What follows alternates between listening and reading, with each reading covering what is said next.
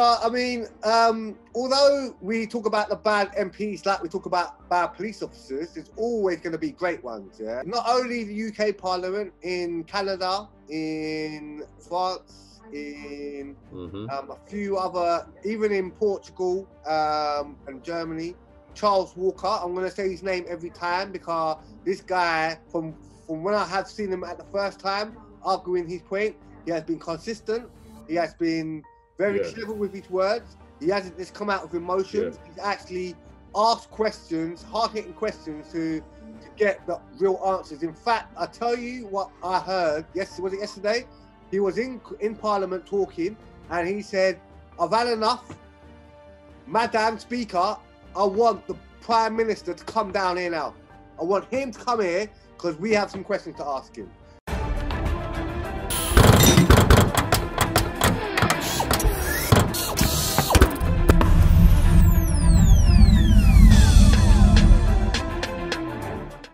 Yo, what's going on, guys? Big up yourselves all the time, every time. Welcome back to another episode of Real Fake News with myself, Jago, and I have today my guy. Man like, you know what time it is, fam. All day, every day, my guy. Yeah, so welcome back, guys, to another episode. First of all, big up all the people who've been watching, subscribing, commenting on the thing. Bare love all the time. Come on. And don't forget to share to your people and get them to subscribe as well, you know. See, all that good stuff, man. All that good stuff. Man. So, we're back again. Coming and having conversations and debates about our present climate, whatever. And it is a very strange time. Something that I've never seen in my lifetime. Something I haven't really heard about too tough either over our history. We have had a couple of points in when viruses have attacked. But now we've got to a stage where our life is determined by numbers of infection rate of virus, which has been said by a lot of scientists, a lot of virologists, that this virus has already died out. The virus has already fizzled. That's the word. Yeah, like the curve is like totally and utterly flattened, basically, isn't it? So this curve is flattened nicely, like basically, like it's flattened to a point where it's not as dangerous as they thought it once was. Yeah. But yet they're still putting in harder and harsher restrictions. So starting off with the tier system, with the original lockdown and original tier system, it was more lenient. Now this new system, tier system, they've increased the harshness of it. So first thing first, I'm going to chat about this tier system, which obviously a lot of people are not happy with, No.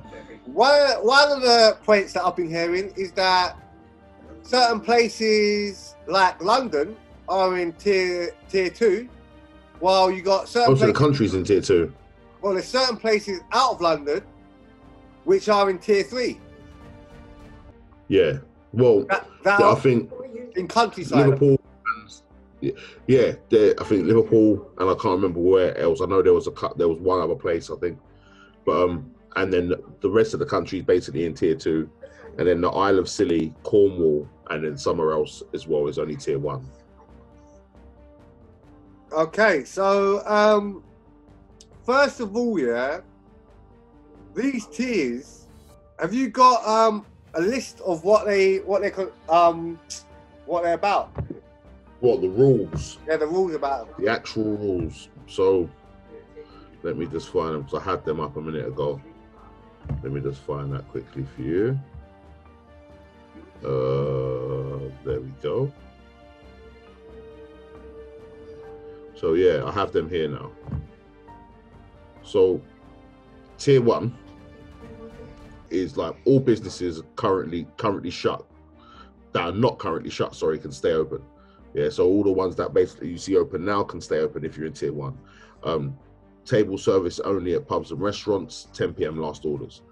Rule of 6, obviously inside and outside. Schools, unis, gyms, place of worship, you know what I mean, they can all stay open.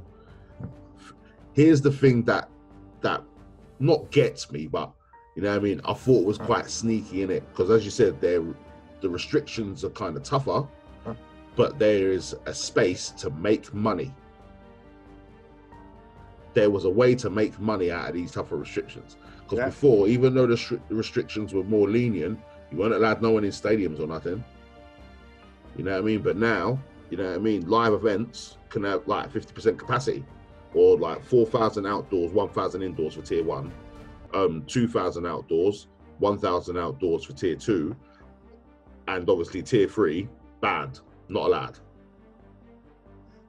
Yeah, I mean, one thing that I'm hearing which sounds good is that the fact that they've allowed gyms and places of worship to open, because I'm sure that must have been a part of suicide rates and abuse. Yeah, mental health, as said before, as we said before, like when it comes to the mental health and stuff, yeah, maybe having the gyms open and a church open, yeah, that's going to help some people. It'll be good for some people, you know what I mean.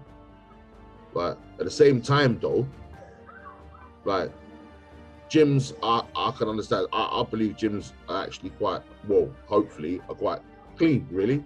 When you think about it, they like to try and keep it quite clean in the gym, you know what I mean. Like churches, I do believe should close at a certain time, and the only reason I do believe that is because you still have masses and stuff like that. There's still congregations of people, and you've got some people that don't want to say that, and they might feel ill, but they're not going to tell you that. You're going to have to wait to see if you see any symptoms on them. You know what I mean? So I maybe believe maybe like instead of having like 3 services in one day, have 2. Yeah. You know what I mean? Just have 2 services. One in the morning, one in the afternoon, or one in the morning, one in the evening, or you know what I mean? But so, just, I mean, so here, is a map. Yeah. All the red spots are tier 3, yeah? Yep. Like, where, as you can see, London's in there, yeah? Mm-hmm. Or is it? Is London tier 3? No, London tier 2. So, what about all these other red spots that are outside of London that don't have a lot of activity? From what I can see there, we're saying like quite a bit of up north, Midlands, you know what I mean? So the Midlands, Liverpool, you know what I mean? Obviously up there in Scotland, you know what I mean? Like in and around there, Newcastle, like all them sort of places there look like they're hitting tier 3s. That's crazy. You know what I mean? Do you know what? Sorry, let me find that something just on a quick thing. So one thing I would say, which I want to make a big point that people need to hear this, yeah, that's watching, is that when they say that we're coming out of lockdown, then we're not actually coming out of lockdown. All they're doing is changing the word lockdown to tier system, because without a lockdown, a tier system can't exist. Without a tier system, a lockdown can't exist, because they're both interjoined with each other. So regardless, if we're in tier systems for the next 3 years, that means we are in lockdown for the next 3 years, people, yeah? It doesn't mean we've come out of lockdown and now they've given us something different. It is still a lockdown. It's still restricting our movement and our rights as human beings in the country. Yeah. I think a lot of people are getting confused. They think that now we're in tier systems, that it's better off than being in a lockdown, in a national lockdown, which I think is absolutely. But I don't think, I don't think it is.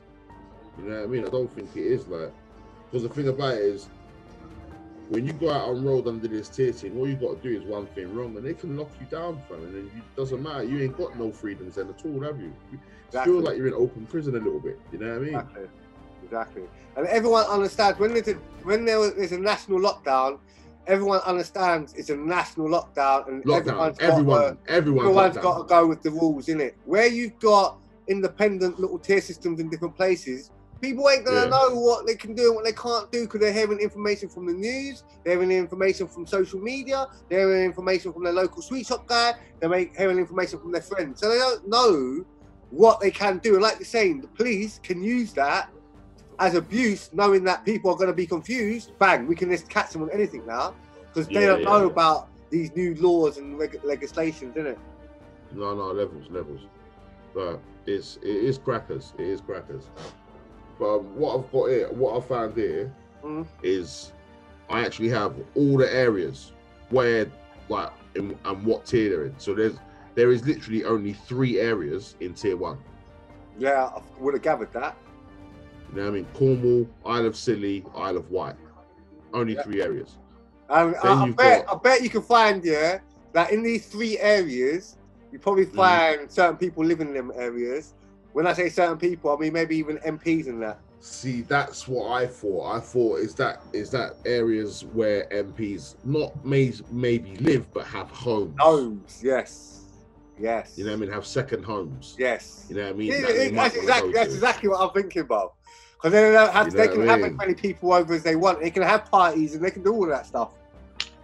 Yeah. You know what I mean? So like, but then in tier 2, you got areas like Bedfordshire, Milton Keynes, Cambridgeshire, Peterborough, Essex, Thurrock and Southend-on-Sea, Hertfordshire, Suffolk, and then you've got places like in the East Midlands, like Northamptonshire, Rutland, the whole of London.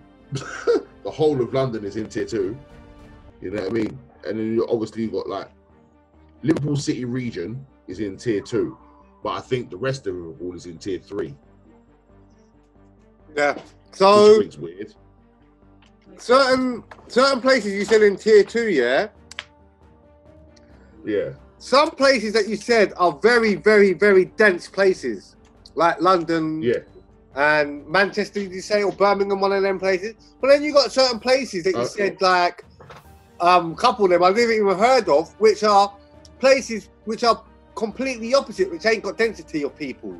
So I understand why them two, one area which is very dense, one area which has hardly any density in it, are treated the same in the tier system because the virus is based on the amount of people that it can travel around. And if there is a lot of people in these less dense places, or there's a lot more greenery where people are out and about and like people can walk their dogs and you can't see another dog walker for 2 miles down the road.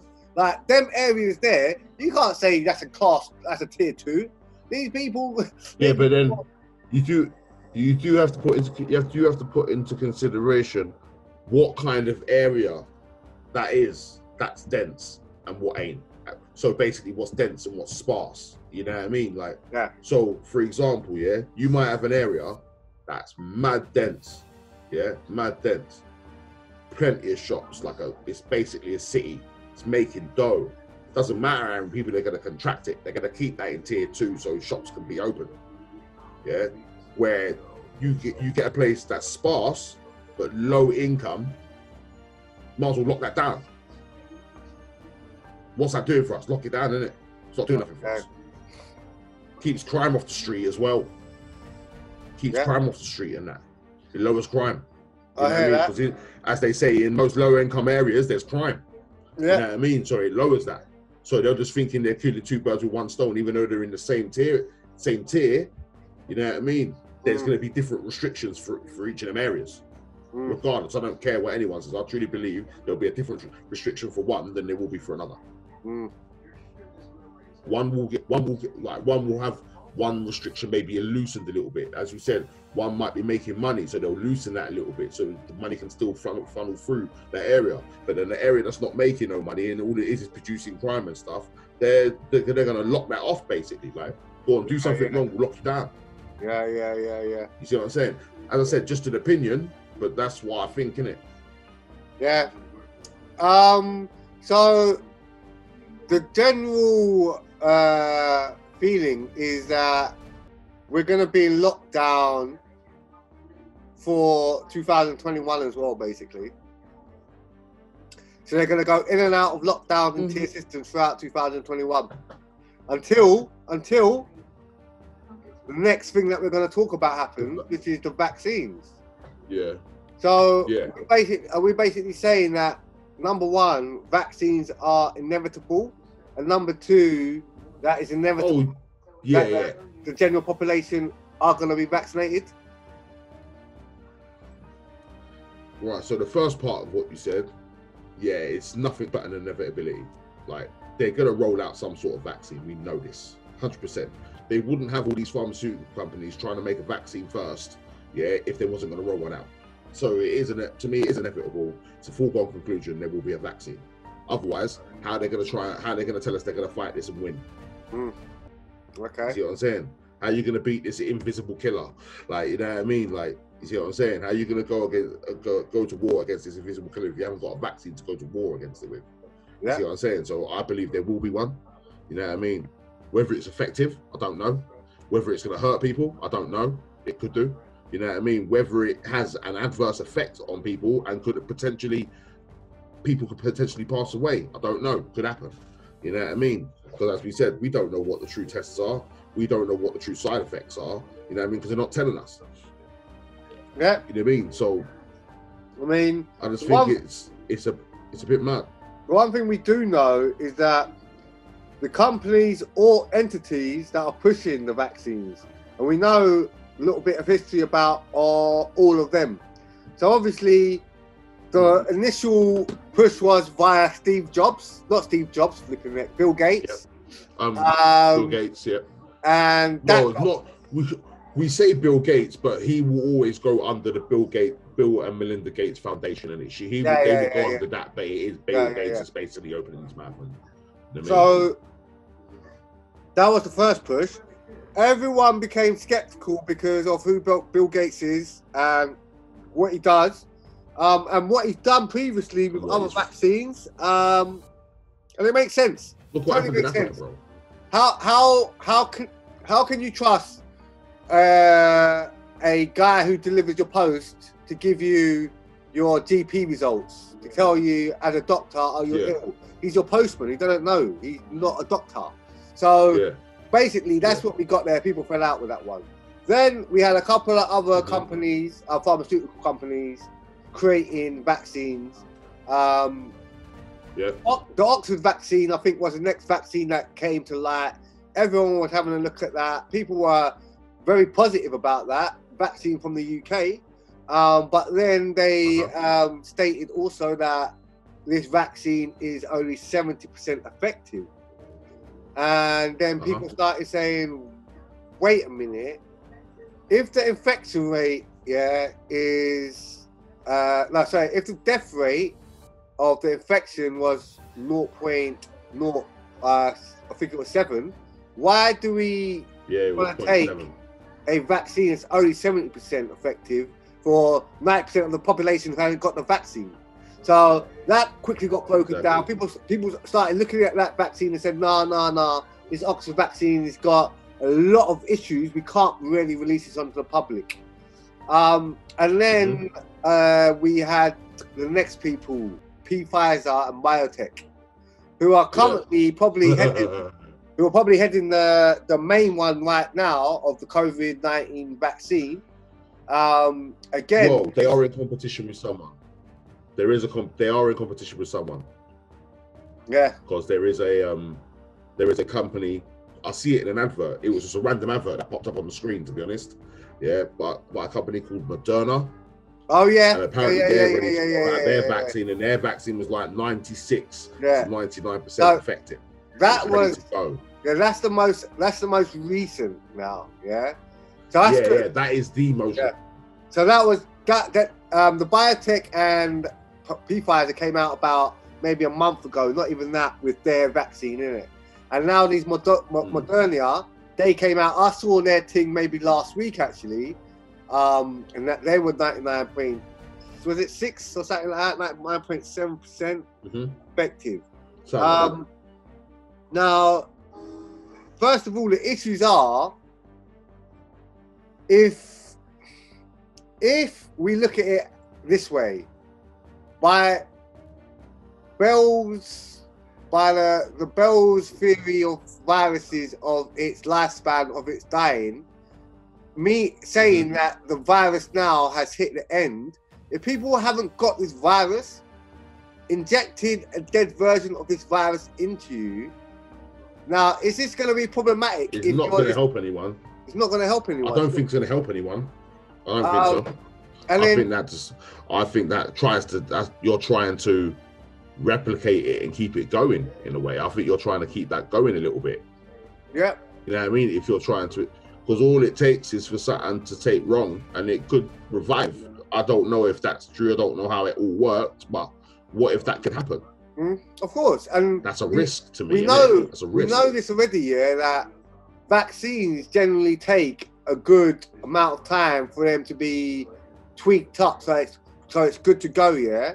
Now, Moderna, they might be coming up with a vaccine that says 99.6% effectiveness now, yeah. But they just popped up out of nowhere, though. Yeah, I know. And even they popped up out. It's not like they've been about. Yeah, even like Pfizer and biotech, these vaccines that they have created are very rushed vaccines, yeah. So okay, you might give me the vaccine today, and I might be all right for the next 2 months, but you haven't done testing over 6 months. So in 8 months' time, I could end up the same. And the worst thing about these vaccines, yeah, which is really grinding my bones when people say, we need to take the vaccine, is that the vaccine companies are saying, listen, if there's anything that happens, we are not liable. How are you going to take medicine that the company are saying that, well, if you die from it, we're not going to be held accountable for it. It's all down to you. It's absolute crap, bruv. You can't do that, bruv. That's madness. That is wrong, bruv. So that's madness. I mean, these vaccines, people start they need to be like groups. And this is another thing, going back to the protests, yeah, that there needs to be a director. If there's no director, then there's this general chaos movement. Just like when you got a football team, okay, you got a super sick striker and you got a super sick defender and a super sick goalkeeper, but without their manager on the field coordinating them and telling them what to do, when, and what tactics to use, then people there are going to be kind of useless because they're not going to be working with each other. There's no communication, there's no understanding.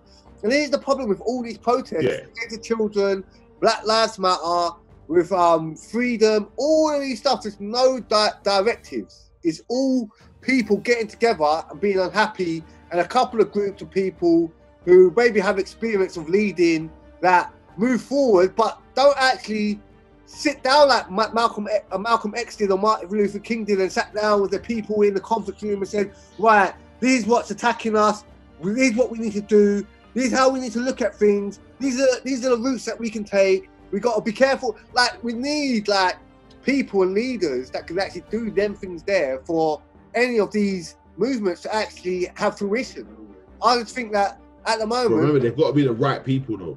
You've got to remember, some people they'll have agendas. Certain people have agendas, and you don't want the wrong person to go and spread their agenda, and their agenda's to one and try and use that agenda to get what they want, because it could be the wrong way to go about things. I do hear that, you know, like I must say that, like, but I do fully hear what you're saying, bro. When it comes to that, there needs to be some sort of, if you're going to go and make a protest or create some sort of movement, there's got to be someone that's giving some sort of direction, or there's got to be someone that's like, all right, then cool. When it comes to this, we speak to this guy, because this guy knows where we're going, and this guy knows it's going to help us, show us how to get there. You know what I mean? As with these protests, as you said, these protests are in different countries. Yeah. You know what I mean? As well as just in England. I saw you said England, France, and where else? Germany. Yeah. Like, and what, and other places as well. So, France at the moment has probably been the most violent. Yeah. No, I was gonna mention that. So, what was I gonna say? So basically, yesterday, this won't be yesterday because when this comes out, but on the Saturday, November 28th, there was a protest in London. Also, there was a protest in France. There was this people that I was watching, they're called All Access, and basically they're sick. Like they're videographers and editors. All Access, ain't that? Yeah, I swear I've heard of. They basically capture everything. Yeah, so they got press passes, so the police can't do nothing to them. Yeah, and they basically, from the beginning to the end, they catch all the people that get arrested wrongfully, all the aggression from the police, and all the rest of it. Yeah. And it was so funny. I was watching it yesterday. It's the first time I seen it, and this guy was just running and catching up with things and like talking to the police at certain places and like helping people at certain places, and like when people get arrested, with the camera goes up to them, please don't say nothing, or they'll say, "Oh, have you got press? Are you pressed?" And they'll be like, "Yeah, I've got press pass here." Like, okay, cool. And they'll be people be like, "No, they're arresting us for this and that, tear."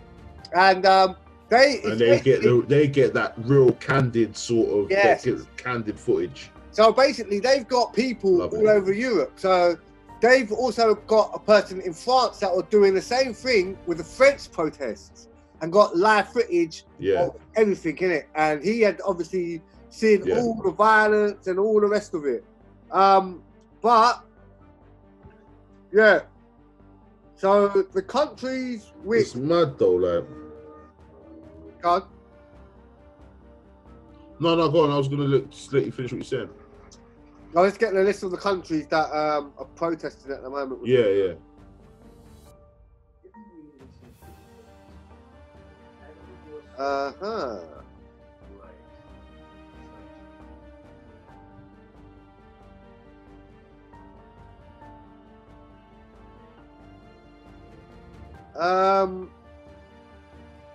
Italy as well.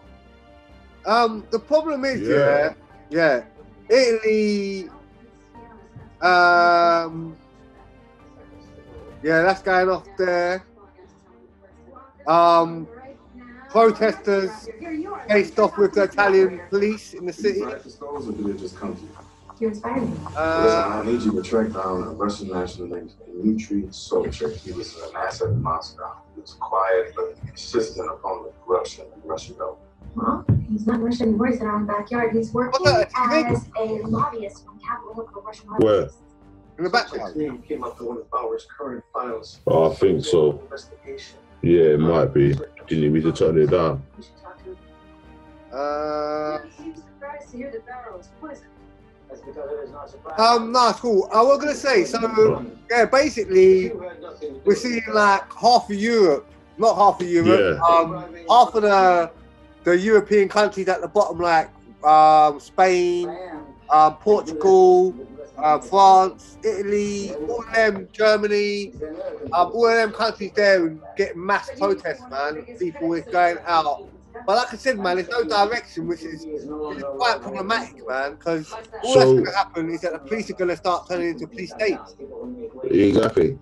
But so what I would think is, it seems to me, I could be wrong, you know what I mean, but it seems to me, it seems like something that seems like the internet seems to be a catalyst. Maybe it's like there's been an internet protest, right? And a couple people have took it upon themselves to take it out onto the road, so they just turn the protest into fruition, into a physical, actual protest.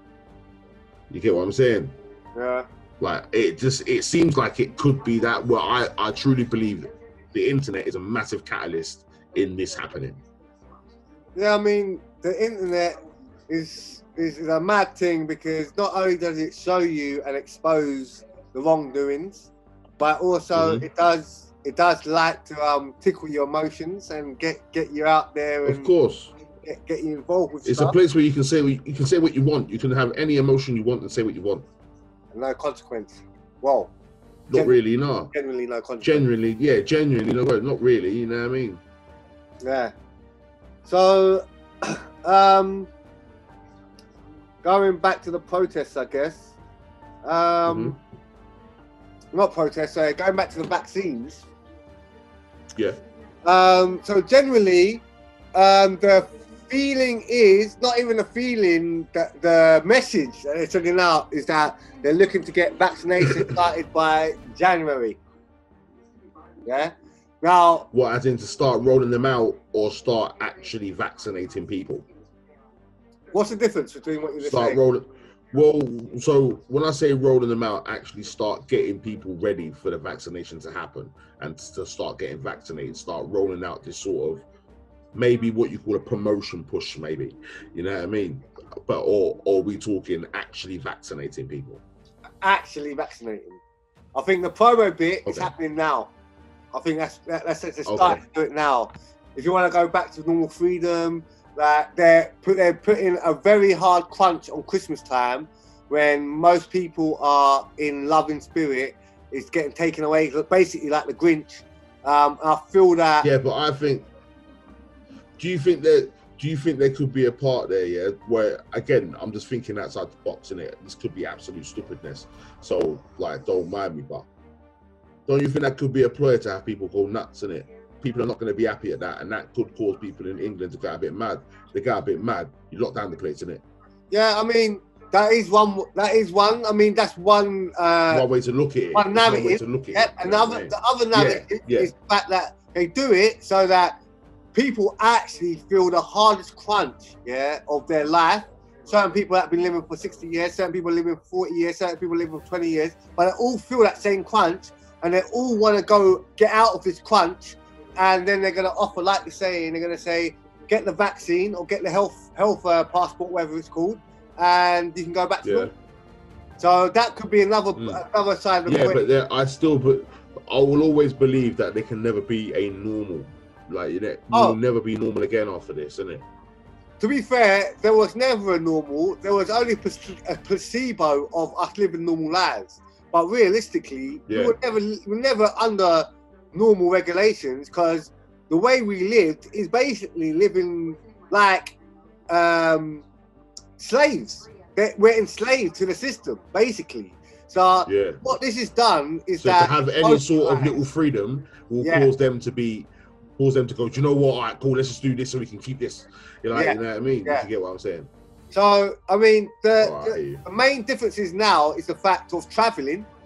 That's a big hit for a lot of people. Yeah, they're actually using that in a big way. I see that they're using that in a big way with certain tweets that I've seen, certain articles and that I've seen as well.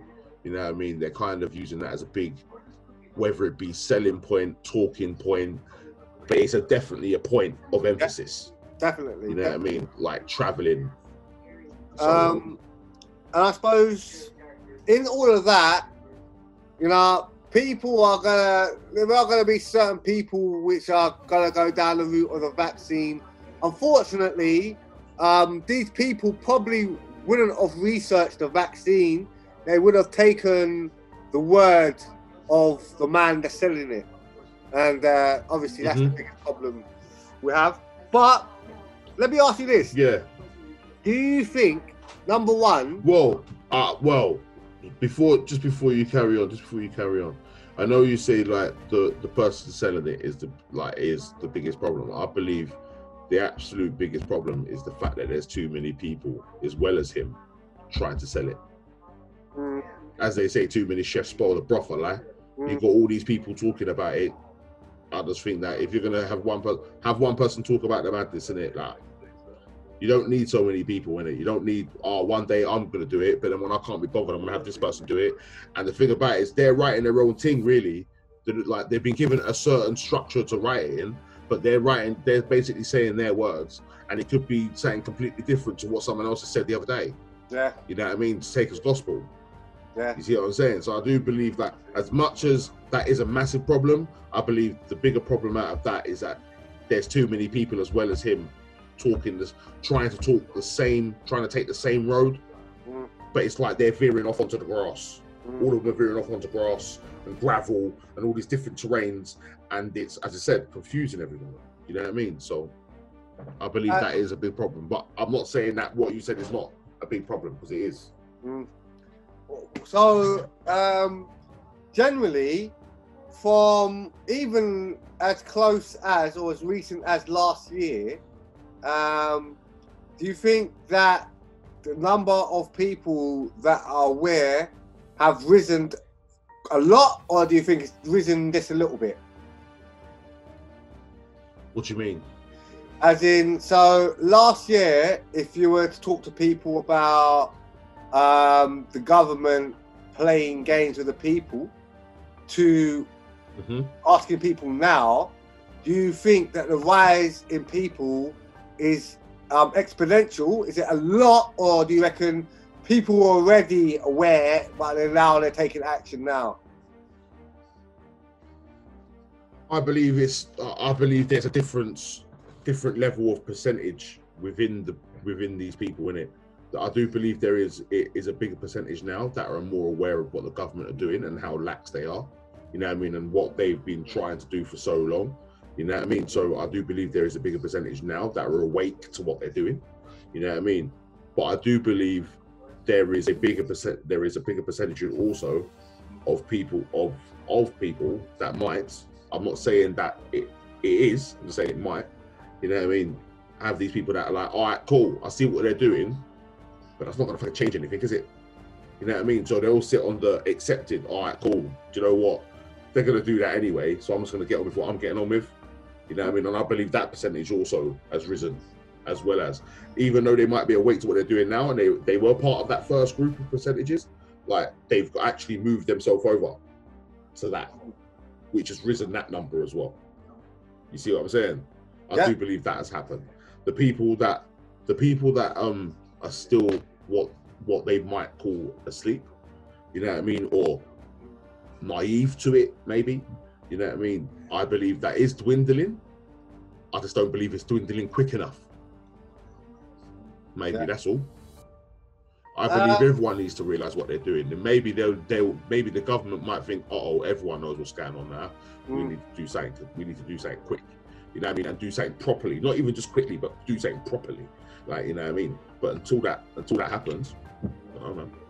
So, do you think if enough people said no to the vaccine, that it would prevent a mass rollout or mandatory vaccinations? Or do you think it'll go the other way?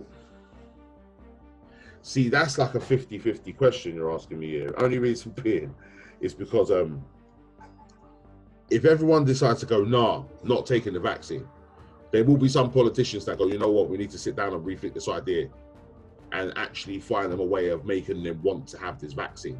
They don't want to try and force it on people. It's going to cause a madness. But then we all know that there's politicians there that are like, well, if they don't take it, we'll just make them take it. Don't care. Have no care in the world. We'll make them take it, and then it's done then, isn't it? You know what I mean? And it just depends on whose voice is more heard on them sides there for that to happen. You see what I'm saying? If you've got the one side that are like, no, we need to sit down and rethink what we're doing, you know what I mean, and make sure that these people want to take the vaccine, and we can show them something that's going to make them think, you know what, all right, you know what I mean, maybe we can think about taking this vaccine now, you know what I mean? Or are we going to let the side that we think we know who are on that side saying, well, if that's the case, then we'll just roll it out as mandatory. Army can go on the streets, you know what I mean, and then they can help us out. And then what happens then? You know what I mean? I do believe you will see a madness then. You see what I'm saying? Yeah. So just to kind of finalize on the vaccine side of things, we blatantly know there haven't been any long-term testing. We blatantly know been tested for not even a year, I don't think, not even a proper whole year. Yeah, that they've had proper vigorous testing for. And we already know the pharmaceutical companies have come out. All of them have said they're not liable for anything that happens after the vaccination. So they're rushing everything like because they know it's a massive race. They know for a fact the company that makes the vaccine first and they use their vaccine first makes all the money. Yeah. You know what I'm saying? So them two factors there are two main factors everyone watching should definitely take note of. Companies not taking accountability. It's like if you go into McDonald's, and ask for a burger, and they give you a burger, which is 3 months old, and you get food poisoning, and you go back to the company and say, I got food poisoning, and a company says to you, we have no accountability of that, that's your problem, would you go back to McDonald's? No, you wouldn't. So just remember, when you're taking these vaccines, these companies have said we're not taking any accountability, there's no liability to what happens afterwards. That's the first important thing, people. Listen, they'll be making you sign some sort of declaration. Know that. Yeah, once you sign that, there's nothing you can do. Yeah. So. Second of all, I'm actually going to put up on a link. In fact, I might even try to sneak it into the actual video, the visual screens. Vaccinations and the length of time it actually takes to develop. I have actually a picture of all the vaccinations which have been developed, how long they've taken to be developed as well. Yeah, try to fill that in, bro. Based on that, we know already vaccinations, people have talked about it. So don't, if you're watching this and you're saying, no, but they can make a quick don't go down that route, people, yeah? Listen to the virologists, listen to all the scientists, listen to all the people that deal with vaccines, yeah? These are specialists that have spent all their life in this area, and listen to what they got to say. Don't listen to me, don't listen to B.Dot, go listen to what they got to say. They say exactly the same thing. A vaccine does not take 2-3 months to develop a successful vaccine. Listen, at one point I heard one of these I heard someone that worked in, like, obviously in viral infections, it can take anything up to 8 to 10 years to make a viable vaccine that you could roll out. Not will, and definitely will roll out, but could roll out. Yeah, you know what I mean? So it's not even ready then. No. So yeah, just please, people, man, just keep your eyes open, man, because we all need to stand together on this one, because if we don't, it will literally, people will be vaccinated for the next 2 generations, and then everyone's going to be on some mad tip in it, yeah? So just please do your due diligence and have a look at the stuff that you're putting in your body, in it. One time, cheese! And don't forget to subscribe to the channel. Don't forget to like and share the video.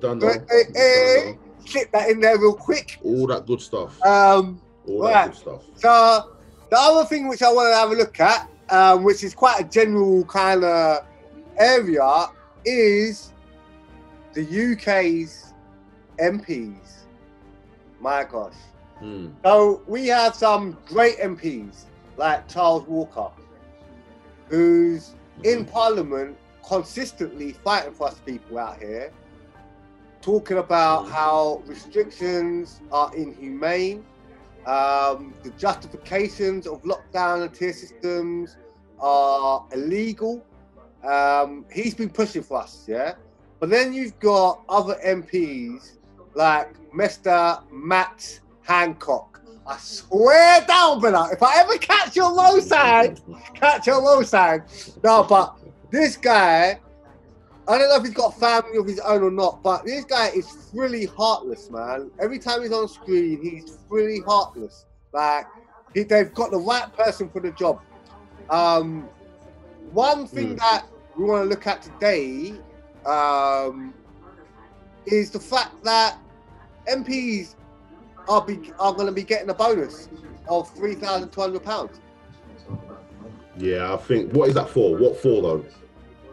Well, I would assume it's a bonus. What are they getting that for? I assume it's this. It's a bonus for handling the coronavirus situation. What have they handled? That's what it's going to be, bro. I'm telling you. That's what they're going to say. They're going to say, listen, all they're handling is their bank card, putting it into a cash machine so they can take money out.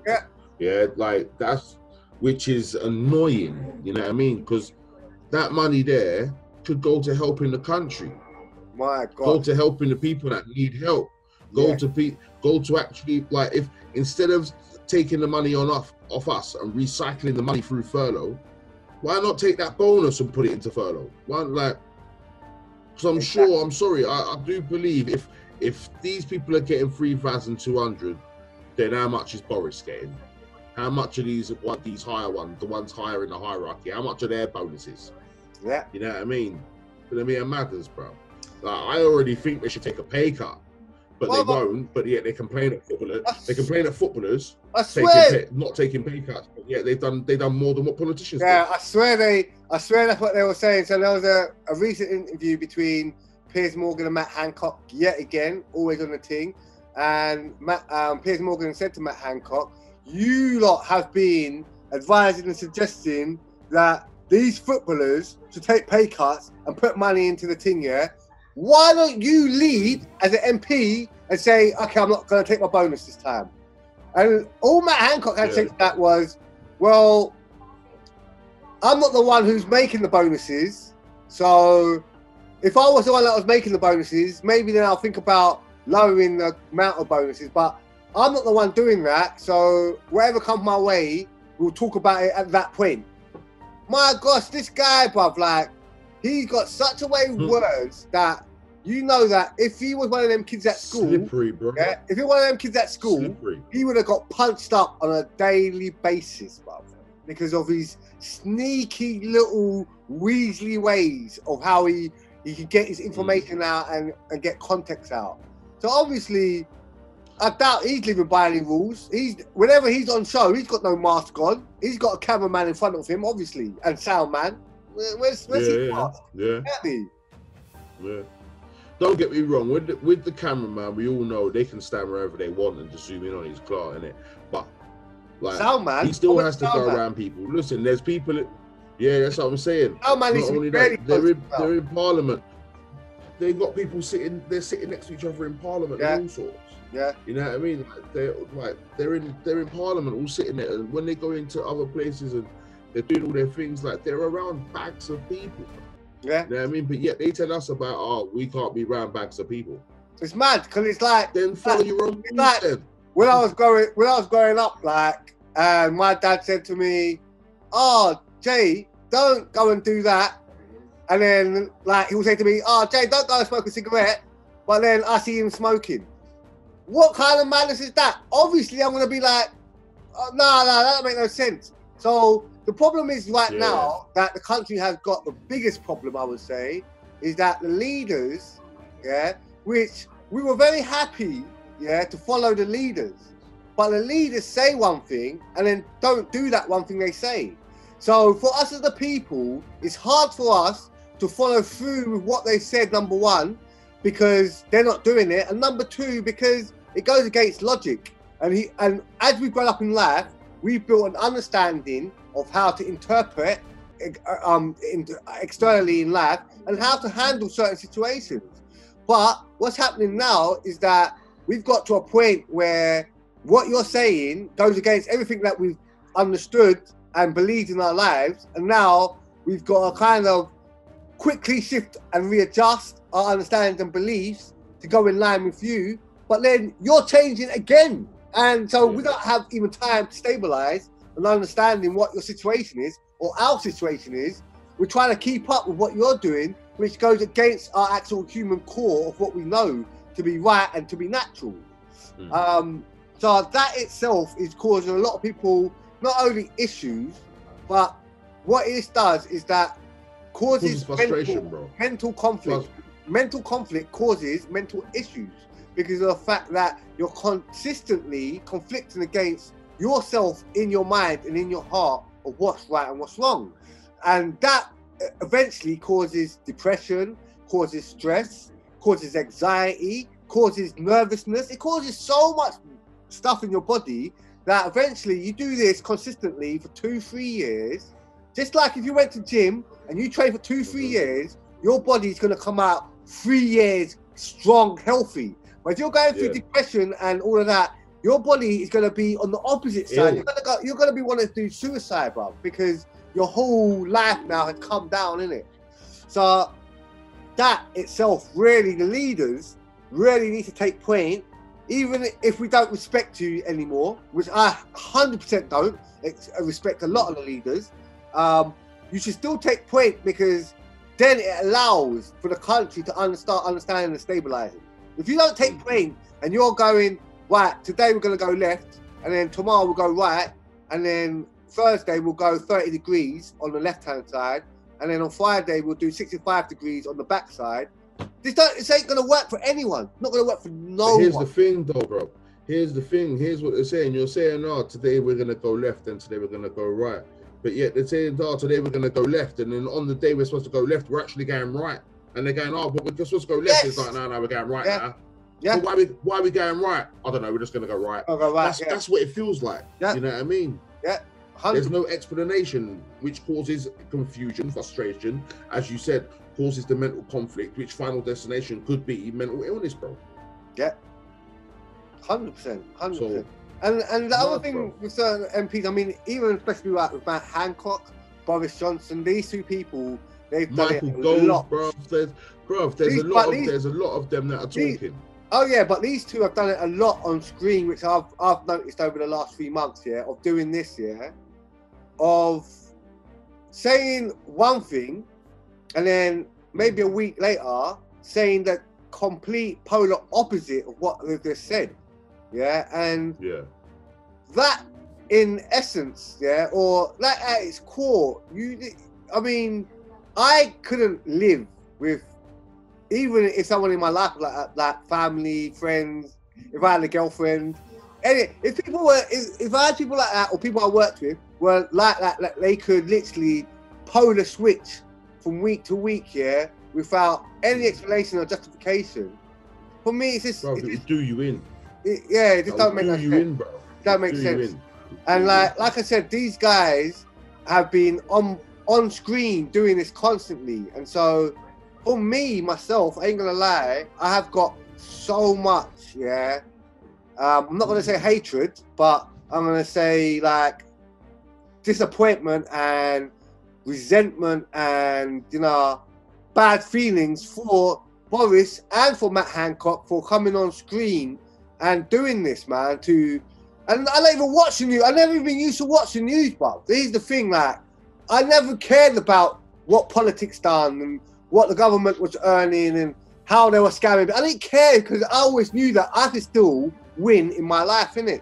But they've got to a point now where they're imposing. They took the win away, bro. They're imposing L's, bro. Yeah, that's it. And that's they're imposing nothing but else. So, I mean, although we talk about the bad MPs like we talk about bad police officers, there's always going to be great ones, And in Parliament, there have been not only the UK Parliament, in Canada, in France, in a few other, even in Portugal and Germany, that that there are 2 or 3 MPs that stand up and say, listen, we have gone too far, we need to recoil and have a look at what we're doing. Are we really helping the people, or are we destroying our economy while killing the people? So, I mean, I will say again, Charles Walker, I'm going to say his name every time, because this guy, from when I have seen him at the first time, arguing his point, he has been consistent, he has been very clever with his words, he hasn't just come out with emotions, he's actually asked questions, hard-hitting questions to get the real answers. In fact, I tell you what I heard, was it yesterday? He was in Parliament talking, and he said, I've had enough. Madam Speaker, I want the Prime Minister to come down here now. I want him to come here because we have some questions to ask him. So they have got to that point where they are pushing, and they don't, and because they're MPs, they have the power, which is what we needed. We needed MPs and we needed enforcement on our side. Yeah, a couple of them. It doesn't have to be fair, but a couple of them, because that will get the boat started, and people will jump on that, and then there will be a direction. There will be an MP with a directive, and then there will be a local group or organisation with that same directive as an MP, and then things will start changing for the better. So big up yourself all the time, man. Michael Walker, man, big up yourself. Charles Walker, Charles Walker, big up yourself all the time. You get me? Big up. But that's another thing, people. I would say, finalising all of the books we're chatting about now. What we are doing as a people is good. It's great because people are actually getting up and actually making a noise now. But what we need to do as a people is that we need to become a bit more tactile with what we're doing. And what you need to do yeah, in your areas is contact your local MPs, yeah, and start to build a conversation with these guys, yeah. Let them know, because these MPs already know what's happening, and more time, you probably find a lot of these MPs feel the same way you do, but because of where they are and they haven't got people coming at them all the time, like they don't have the right way to move. But I'm sure if you go to your local MP and you get 100,000 people writing the same message to your local MP saying that they're going to back it and they're going to make a movement happen, then these MPs will come and they will step up and they will say, you know what, boom, my constitution of people of, I don't know, of 50, of 20,000 people have all pushed for this, yeah? And I'm not going to be happy until at least certain of these criteria have been met. And this is what we need to do, people. And the people, let's contact our local MPs. I know people have been doing it, but let's all get on it now, man. Let's all just get this thing. It's easy. Go onto Google, go onto local MP of your area. It will show your name and the email address. And then boom. You don't even need to have you don't even need to have an email address yourself. Just get on, put on an email, and send the message over to your local MP, or just jump on the website and go straight to his thing and send a direct message to him. You do it that way. Or if you're old school, like older, you could even write a damn letter. Yeah, you can write a letter, send it off to him in a post. That works as well. I've done that before. There's bare different ways, man. Yeah, man. There's bare different ways. Definitely. So, we've got a lot to look forward to. A lot of scary stuff to look forward to. But I definitely would say this, number one, yeah, from the get-go when we're born, yeah, we're born into our mother's hands and our father and the rest of the family are there, yeah. Family is very important and love is very important. So when people tell you you cannot hug, don't listen to these people, man. Make sure that you're spreading as much love and as much happiness, especially over this Christmas period, innit, people, yeah? Like, go, even if you have to go out of your way to do something, innit? Because the way that we're going to win for ourselves as individuals is if we show love to people, even in a time of darkness and hatred, innit? Like, if we're showing love, then inside, we're going to feel a lot more at ease, and our conscience is going to be a lot more at ease. And this is the way human beings should be to be happier. You shouldn't be stressed and overthinking about things. So let's just go back to our of course. Fair love from people, man. You know what I'm going to do, people, yeah? If I'm allowed to, I'm going to go out and do some Christmas caroling. You get me? Over the time. I'm going to be learning some Christmas songs. I'm going to be bantering people. And when people come into my workplace, man's going to be singing Christmas songs just for jokes. Let's just put smiles on people's faces, because this is what we're doing right now, man. People have to be smiling, innit? Yeah. Yeah, levels. I hear that fully. This is definitely going to be one of the most, if not arguably, the most indifferent end to the year that we're going to have. 100. This is going to be definitely a year. It's going to be wild, bro. It's going to be a ride, trust. It's going to be a ride. One thing that I am thinking about at the moment, yeah, what I've been thinking about since the beginning of the lockdown in March, April time, is if this lockdown goes up until New Year's, I don't know how that's going to work, because New Year in every single country, regardless of your religion, your age, regardless, New Year is a celebration, man. How are they going to lock that? How are they going to lock all that off? They'll find a way, man. If they want that locked off, they'll find a way. My God. You know they will. They're the government. They've got resources, mate. Yeah. They've got some sort of resource there to do that. That's mad, Bob. Trust me. Mad. The whole year. It's going to be difficult, though. I do reckon it's going to be difficult, because obviously this year's been so whack, so as I said, rubbish, depressing for people. You know what I mean? That the one time they can just blow off enough steam and just get this year out of their system will be New Year's. You know what I mean? Everyone's going to want to be out. As you said, doesn't matter if your race, your creed, your culture, your religion, doesn't matter. Everyone's going to want to be out, basically. You know what I mean? I know there's some people that enjoy being at home, you know what I mean? But there's going to be the majority of people that's going to want to go out and just have mad fun, you know what I mean? And just connect with everyone and just do their thing, you know what I mean? Watch the fireworks if they're going to do it this year. You see what I'm saying? So I believe it would be difficult, but they've got their ways, man, to try and find ways to stop things, innit? They've done it before, they'll do it again. Yeah, yeah. Well, the question is, the actual real question is, B.Dot, yeah? And this is something that I would love to know, yeah?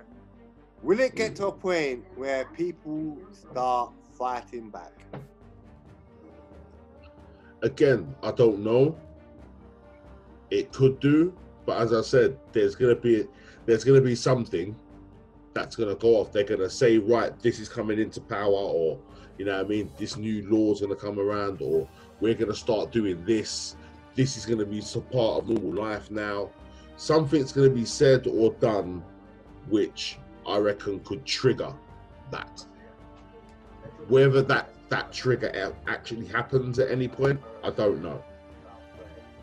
So it could, but obviously, as we know, there's a possibility that it couldn't. Well, I would say in this moment in time, if it actually did happen, the people will probably end up losing because they've got all the firepower on their side at the moment. Yeah. Yeah. They, like I said, man, people really need to come together, and it's not like about people coming together like at the protest. I'm talking about people coming together who have got skills and credibility in certain areas, whether it's big businesses like KFC or whoever, or whether it's MPs, whether it's the military and the police, whether it's like people like Anthony Joshua, whether it's people with big influence and names and stuff. Like these people are the people that need to come together. Like us lot at the bottom, obviously we're coming together. That's how it happens. We get unhappy, we're gonna go and make noise, but we can't make the change. It's these people at the top that people have got respect for and credible understanding for, that can actually, you know, make some type of noise to change. You get me? That's the only way it can happen. Or guys, we're all gonna get vaccinated, and if that happens, mate, me and you ain't friends no. Well, me and you are, B.Dot, but everyone else, nah, me and you are falling out, definitely. No, I hear that. I hear that. Yeah, so mad. Other than that, was there anything else you wanted to add? No, bro, that's me. I reckon it's been a good one. People can go and chill and do what they're doing. Yeah, man, people can go and chill, do what they're doing now. I hope you enjoy the rest of your evening, people. Yes. You know what I mean? And, you know what I mean? We all know, like, subscribe, share, all that good stuff, comment. We always love to hear your opinions on that. And I hope Jay don't mind, but soon you will start seeing a couple special guests. You know what I mean? Just so you know that there is other people's opinions that will be heard on this platform. So watch out for them ones. Yeah, boy. And if you're watching this and you actually want to get involved, just give man a message, a comment on YouTube with your some type of link that I can contact you with, whether it's an Instagram DMs or Facebook or whatever it is, and we'll shout you and definitely get man involved. We want to make sure that we hear everyone's voice. That's the main thing, isn't it? Yeah. Levels, 100%. My guy. Right, big up everyone. Have a great week and keep your eyes open. Jeez. Don't know. Yeah. Help yourselves, everyone. Thanks for watching. Make sure you subscribe. Press this button here right now. Jeez. Yo, press this big red button. Press this button. Here. Yeah, button.